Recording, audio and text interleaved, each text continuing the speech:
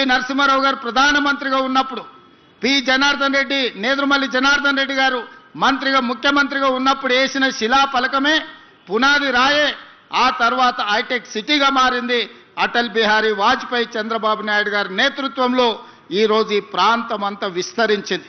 ఇవాళ ఈ ప్రాంతంలో ప్రపంచ దేశాలలో దిగ్గజ కంపెనీలైన అది గూగుల్ కావచ్చు, ఇన్ఫోసిస్, మైక్రోసాఫ్ట్ కావచ్చు, ఇట్లా చెప్పుకుంటూ వెళ్తే 500 ఫార్చ్యూన్ కంపెనీలలో 85 ఫార్చ్యూన్ కంపెనీలు ఇవాళ ఈ ప్రాంతంలో శేర్లింగంపల్లి నియోజకవర్గంలో వాటి కార్యక్రమాలు కొనసాగిస్తున్నాయంటే ఆనాటి ప్రధానమంత్రులు పివి నరసింహారావు గారు, అటల్ బిహారీ వాజ్పేయి గారు తీసుకున్న నిర్ణయమే ఈ రోజు ఈ నగరం ఒక మహానగరంగా రాణించడమే కాదు, ప్రపంచ దేశాలలో ఉన్న దిగ్గజ కంపెనీలు ఇవాళ ఈ ప్రాంతానికి వచ్చినాయి. లక్షలాది మంది నిరుద్యోగ యువకులకు ఉద్యోగ ఉపాధి అవకాశాలు కల్పించినాయి.